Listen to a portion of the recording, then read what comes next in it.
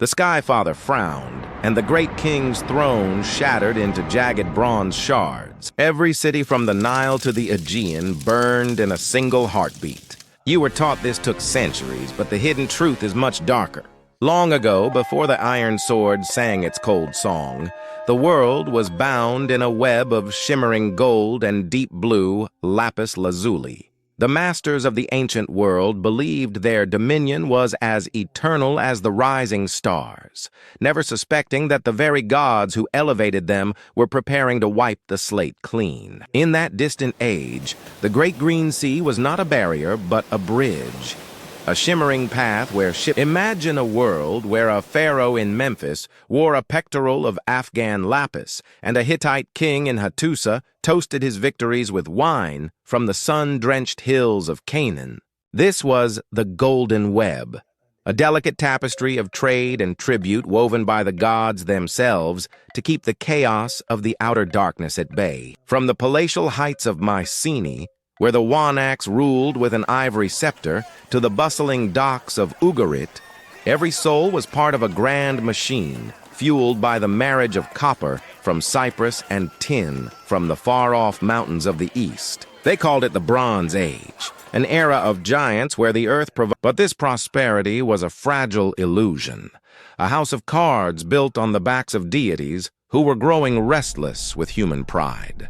The great kings, the sun kings of Hatti and the divine pharaohs of Egypt, communicated in a language of brotherhood and gold, writing letters on clay tablets that spoke of eternal peace. They believed that because they held the keys to the grain stores and the bronze foundries, they held the keys to time itself. The chariots of this age were the heavy engines of their era, rolling across the dusty plains of the Levant in a display of power that seemed destined to last until the world ended.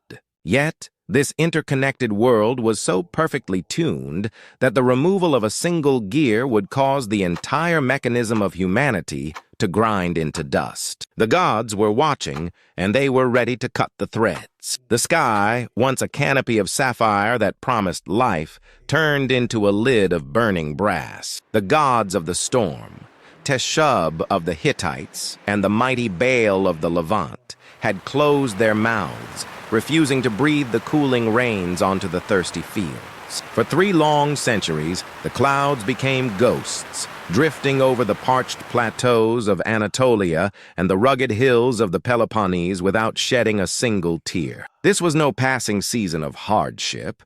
It was a divine abandonment that withered the very soul of the Eastern world. In the great city of Hattusa, the great king climbed the high altars, his golden robes heavy with the scent of sacrifice, to plead with the silent heavens. But his voice was swallowed by the hot, dry winds that swept across the salt-cracked earth. The redistributive pulse of the palaces, that rhythmic heartbeat which had for generations fed every mouth from the humble farmer to the elite charioteer, began to falter. When the grain silos of the Hittite sun kings turned to dust, the golden web of the world began to unravel. Then, as if the drought were not enough to break the spirit of man, the earth itself revolted. It was a storm of earthquakes, a divine tantrum that shook the foundations of the world for 50 violent years. Walls built by the legendary Cyclopes at Mycenae and Tiryns, stones so massive they seemed immovable by mortal hands, cracked like dry parchment. The people watched in horror as their sacred shrines crumbled into the dust, seeing in the falling masonry a sign that the gods had not only left them, but were in Egypt. The Nile, the eternal river of life, began to ebb, its floods no longer sufficient to wash away the salt of despair. The pharaoh, the living Horus on earth, found his divinity challenged not by a foreign army, but by the hollow eyes of his starving subjects. Every link in the great chain of the Mediterranean was under strain, and as the famine sharpened the desperation of the masses, the social order that had endured for 1,000 years began to rot from within. The sky was ash, the ground was a trap, and the silence of the gods, everything they believed up to this point, was wrong. From the churning foam of the great green, A new kind of shadow began to stretch across the sun-drenched sands of the Levant. These were not the disciplined charioteers of the great kings, but a terrifying confederation of the displaced. A phantom tide. They came like a fever. The Peliset with their plumed headdresses, the horned Shurden, the Luca, the Tersha, and the Shekelesh. Men who had forgotten the names of their own gods, because their gods had forgotten to send the rain. They did not come to conquer and rule. They came to consume and survive, carrying their wives, their children, and their iron-tipped desperation in the bellied hulls of high-prowed ships. In the great merchant city of Ugarit, the air grew thick with the scent of salt and impending ash. King Amurapi, the final sovereign of that glittering coastal jewel, looked out from his palace windows and saw a horizon bristling with hostile masts. His letters, preserved by the very fires that would eventually destroy his archives, are the haunting threnody of a world ending. My father, he wrote to the king of Alatia on the island of Cyprus, his voice trembling across the distance of 3,000 years. Behold, the enemy's ships came here. My cities were burned, and they did evil things in my country. My own troops and chariots are in the Hittite land, and my ships are in Lycia. Thus, the country is abandoned to itself. And that's when the real question emerged. The kings of the earth were watching their borders dissolve like salt in a rising tide, yet why did they all? Long before the final fire, Pharaoh Merneptah had warned of these wanderers, recording his first victory against a coalition of northerners in the 5th year of his reign. But his successors would find no such respite. From the burning ramparts of his Anatolian strongholds, Shuppiluliuma II, the last sun king of the Hittites, saw the smoke of his vassal cities rising like a sacrificial offering to a silent sky.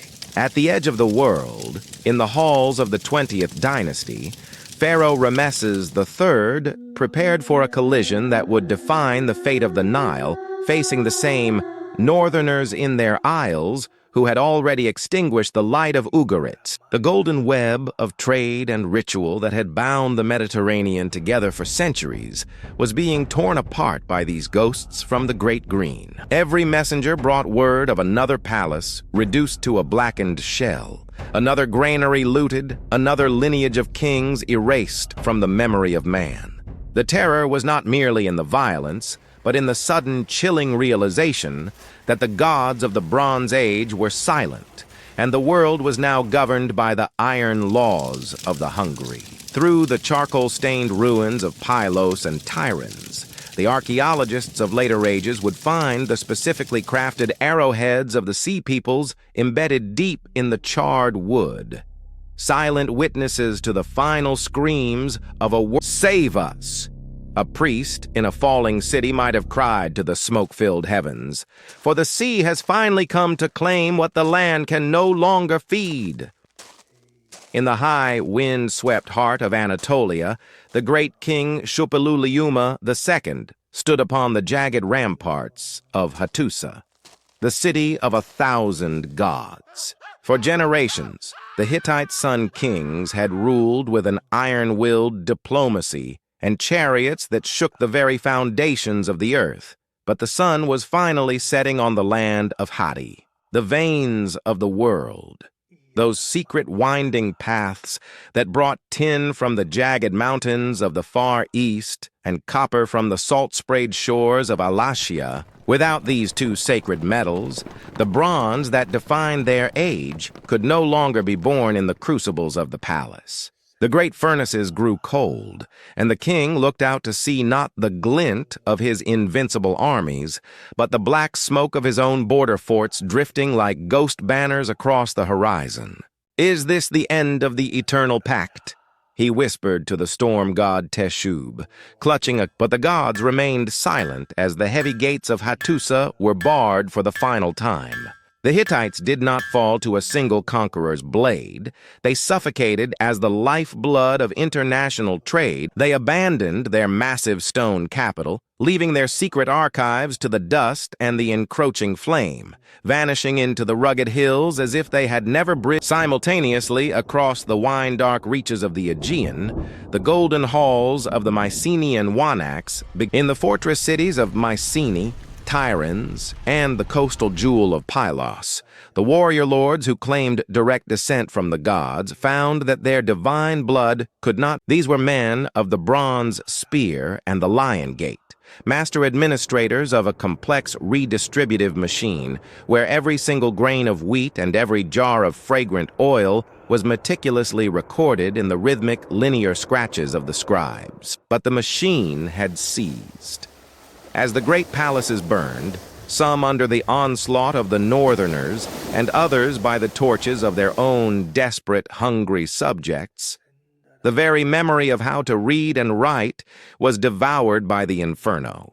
The scribes fell where they stood, their clay tablets baked into permanent stone by the fires of their own destruction. In a single violent generation, the masters of the Aegean were reduced to shadows and folktales. The bronze scales fell from the eyes of the survivors, and they looked upon a landscape where the only metal left to master was the cold, stubborn iron that lay buried beneath the earth, waiting for a harder, darker age to begin. The Age of Heroes ended not with a triumphant song, but with the deafening. In the wake of the fire came a silence that lasted for generations, a heavy, suffocating quiet, where once the world had rung with the sound of bronze. The great archives of the Wanax at Pylos and the Sun Kings of Hattusa were not merely burned, they were forgotten.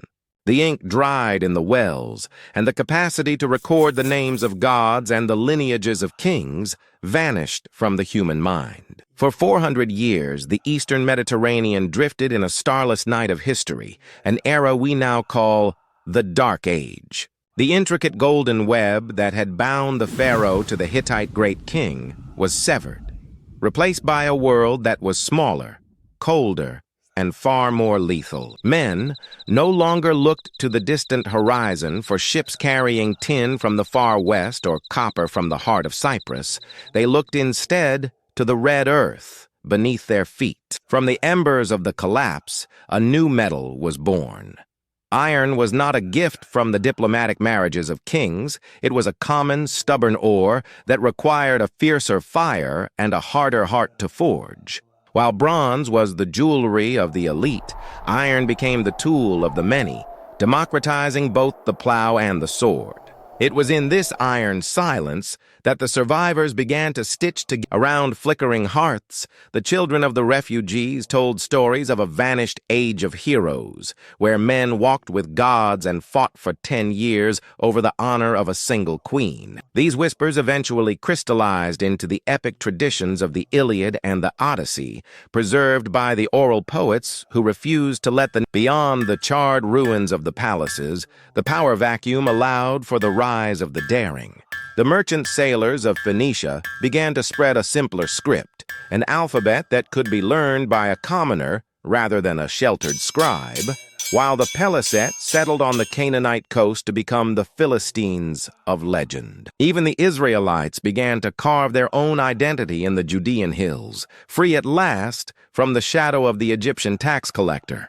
But the ruins of the Bronze Age remained as a jagged warning, a reminder that the more interconnected our world becomes, the more fragile it grows. The ghosts of the sea peoples still whisper in the wind that rustles through the dry grass of Hattusa, warning us that when the rains fail and the trade routes break, even the greatest we are but tenants in the palaces of the gods, and the thread that holds our civilization together is thinner than we dare to believe.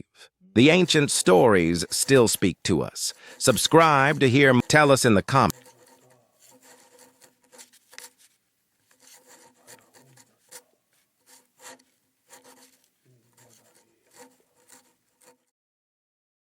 Hey, Ananeta.